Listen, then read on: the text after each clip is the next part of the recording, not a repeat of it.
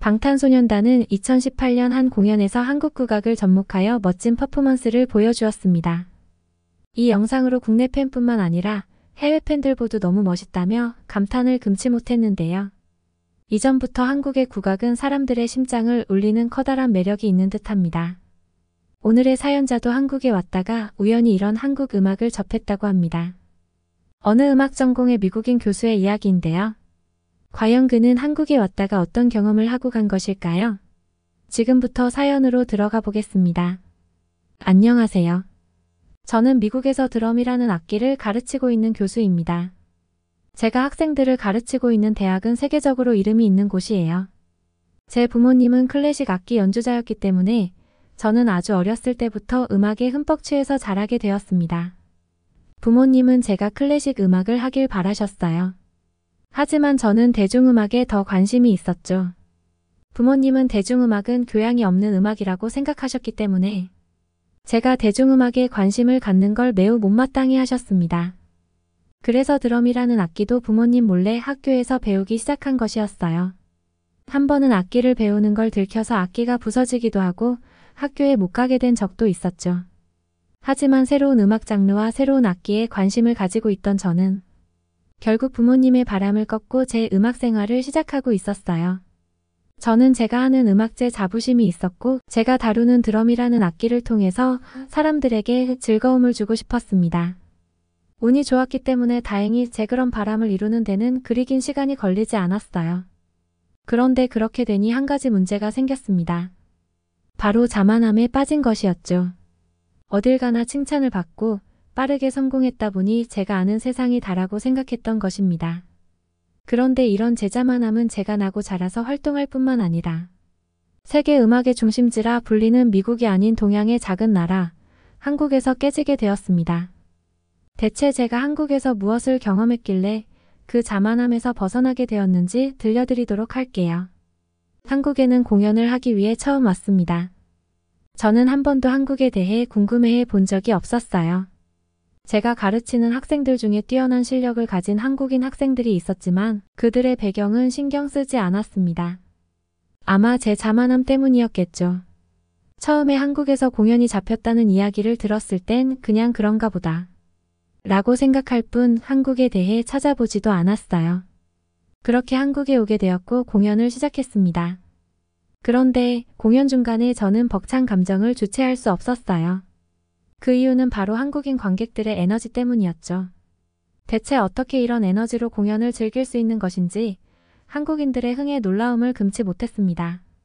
이게 다가 아니에요. 공연장에 모인 수많은 사람들이 한 마음 한 뜻으로 노래를 따라 부르기 시작했습니다.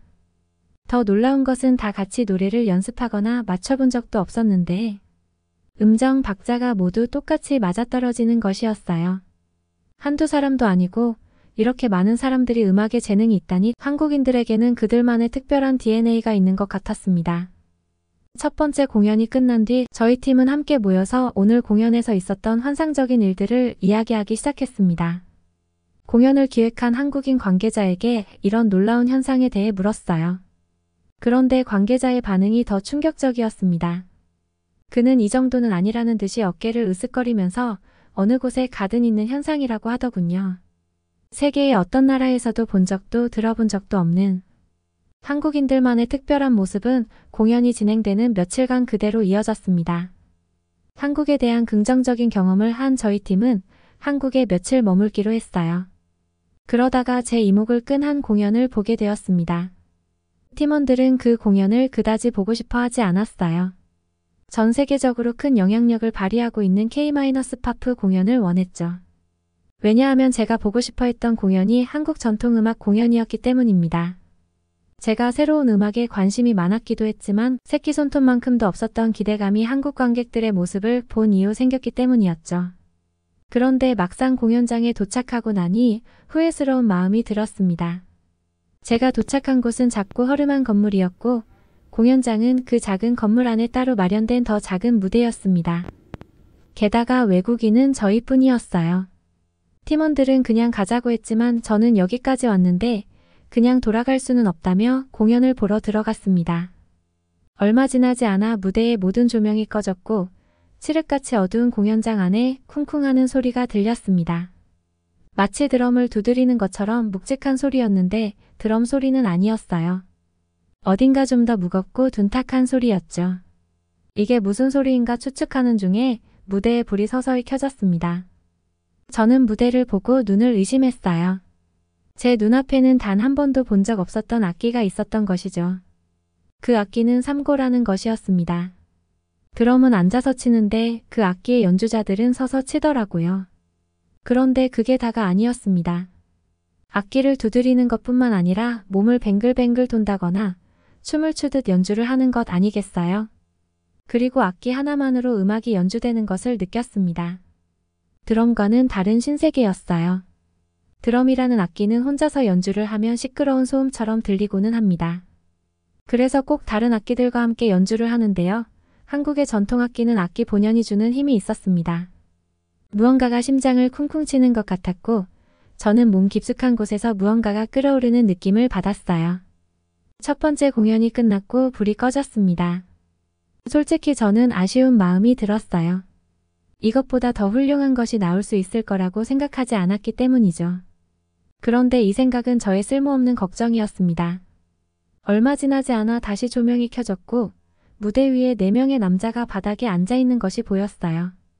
바닥에 앉아서 연주를 한다니 들어본 적도 본 적도 없는 모습이었습니다. 그리고 그들의 손에 들린 악기가 너무 생소했어요. 저뿐만 아니라 동료들 모두 앞으로 벌어질 일에 기대감을 가지고 무대를 지켜보고 있었습니다. 그 순간 저와 동료들은 경악을 금치 못하며 뒤로 기절할 것 같은 충격에 휩싸였어요. 한 남자가 손에 들린 금속으로 만든 것처럼 보이는 악기를 연주하기 시작한 것이죠. 공연장을 꽉 채우는 커다란 소리에 귀를 막아야 하나 생각하던 그 순간 그 남자 옆에 있던 나머지 3명이 일제히 자신의 악기를 연주하기 시작했습니다.